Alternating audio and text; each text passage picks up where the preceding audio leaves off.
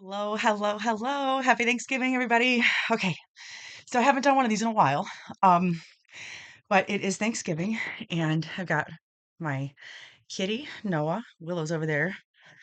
I got Mr. Fat Stanley hanging out. Got my new buddy. I got my new friend Shroomy. Shroomy, oh. Um, Shout out. Okay. And I haven't spent a holiday with my kids since Christmas of 2020. Um, I'm, sitting in my house with no heat and no electric. I am covered under my 15-pound blanket, which thank God I learned about these in my occupational therapy program. That weighted blankets are good for anxiety, for fibromyalgia, for PTSD, um, insomnia.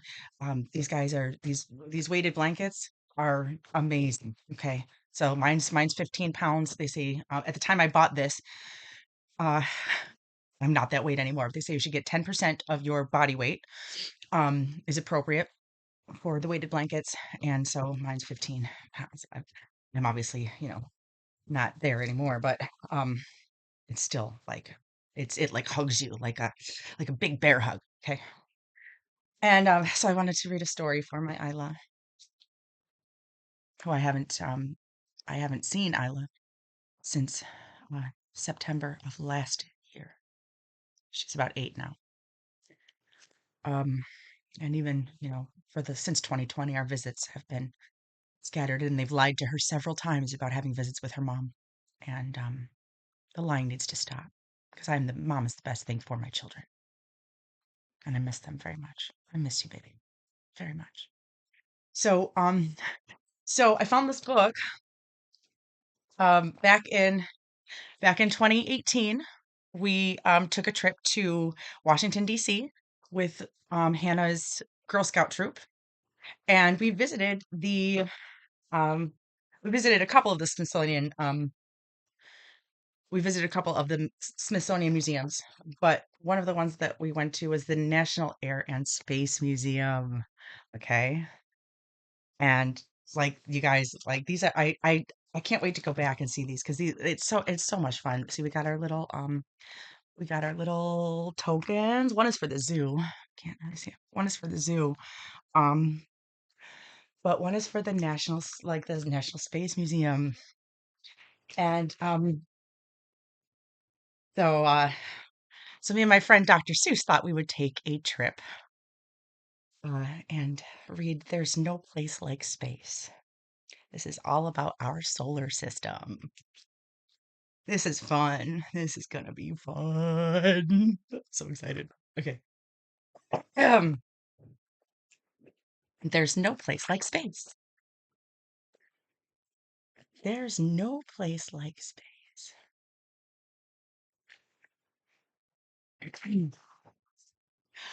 The Cat in the Hat, and we're off to have fun.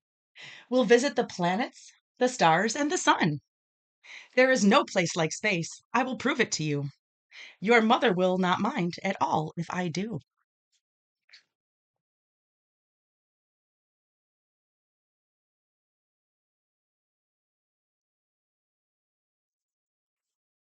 Jump in, here we go. We will fly up so high. We can dance on the moon and play games in the sky. We will swing past the stars. In case you've missed them, you'll soon see.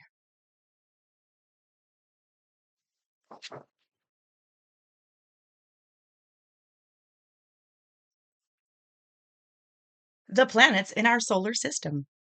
There are 8 of these planets that circle the sun, and soon you'll be able to name every one.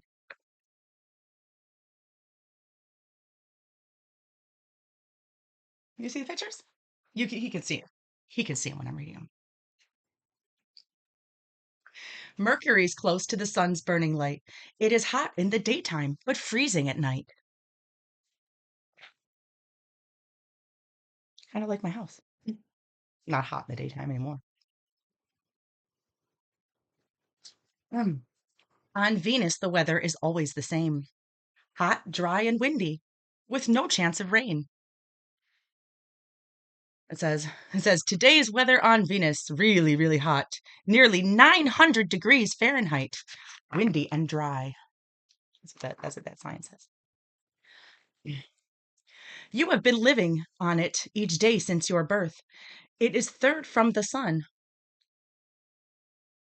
Oh, wait, hold on. Hold on, let me start again. On Venus, the weather is always the same hot, dry, and windy with no chance of rain. Can you guess the next planet? Well, here is a clue. It is my home and home to thing one and thing two. You have been living on it each day since your birth. It is third planet from the sun. It is our planet. Can you say it? It spins all the time, round and round like a top. It turns once every day, and it never will stop. The question had thing one and thing two in a tizzy. If the Earth's always spinning, why don't we feel dizzy? We don't feel the Earth as it spins on its way, 'cause we're spinning right with it, right now, every day.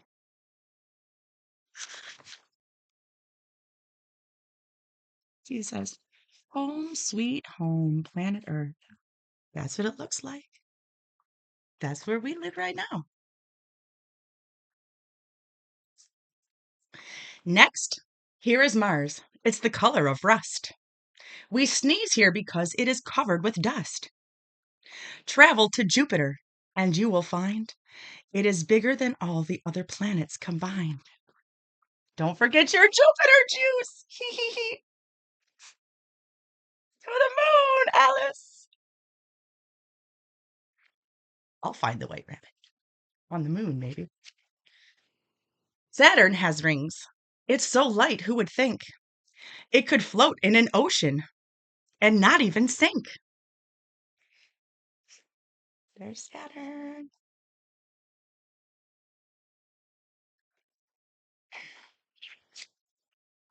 A planet can have satellites that surround it. Uranus has lots of these objects around it. There are colors in space. I will show some to you. Neptune, planet 8, is a beautiful blue.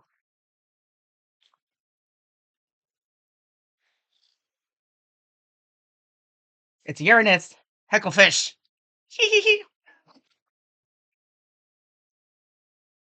Shout out to Hecklefish. We have seen all the planets. Now here is a trick to remember their names and remember them quick.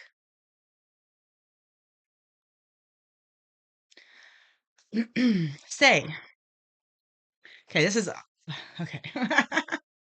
The first letter of each of these words is the same as the first letter in each of the planets you name. Wasn't it like it was like anyway. Mallory, Valerie, Emily, Mickles just saved up 999 nickels. Mercury, Venus, Earth, Mars, Jupiter, Saturn, Uranus, Neptune.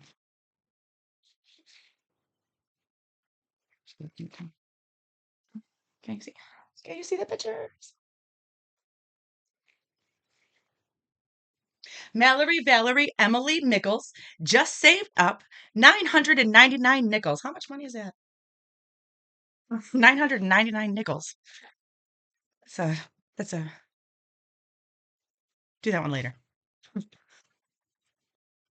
Now here is a game you can play in the skies. Connect all the stars you can see with your eyes. It's star dot to dot. Use your imaginations, and you'll see big pictures we call constellations. A dog, the great bear, and Leo the lion, Horus the bull, and a hunter, Orion.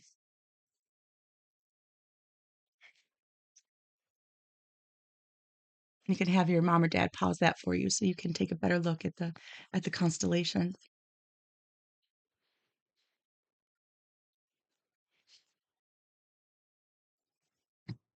A star in the sky may look small like a dot, but it's really a big glowing ball, and it's hot.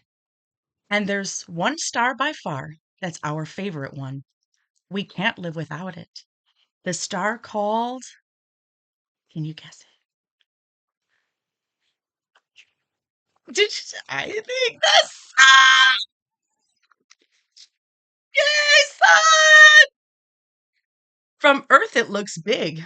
There's one reason why. It's the closest to Earth of the stars in the sky. But be careful and never look right at the sun. Your eyes would get hurt, and that would not be fun. How big is the sun? We just heard right this minute 1 million of our Earths could all fit right in it. Wow, that's huge.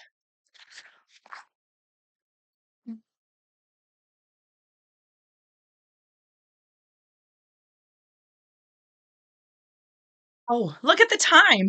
We must go very soon. But first, we must take a quick look at the moon. The moon does not shine in the sky in the night, but like a big mirror reflects the sun's light.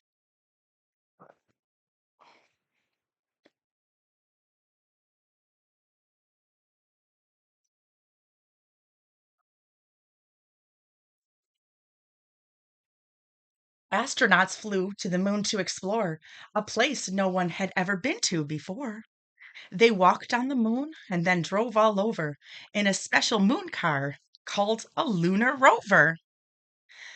An astronomer studies what's up in the sky. Thing 2 wants to be one.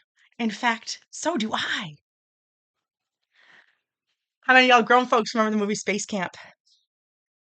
From like, I don't know, I've been stuck in the 80s and the 90s, but that was a fun movie I remember. Daddy, I want to go to space camp now. Sounds like so much fun. The universe is a mysterious place. We are only just learning what happens in space. So I brought you a present to look at the sky. Just put this telescope up to your eye. Oh dear, I must go. Fly back up to the stars and take thing 1 and 2 out to dinner on Mars. But there's lots to discover, and it might be you who looks up in the sky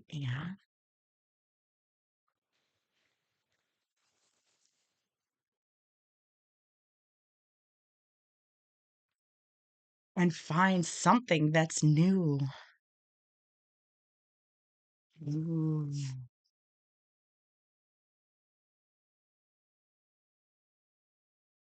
Raise your hand if you've seen a shooting star. I've seen a shooting star.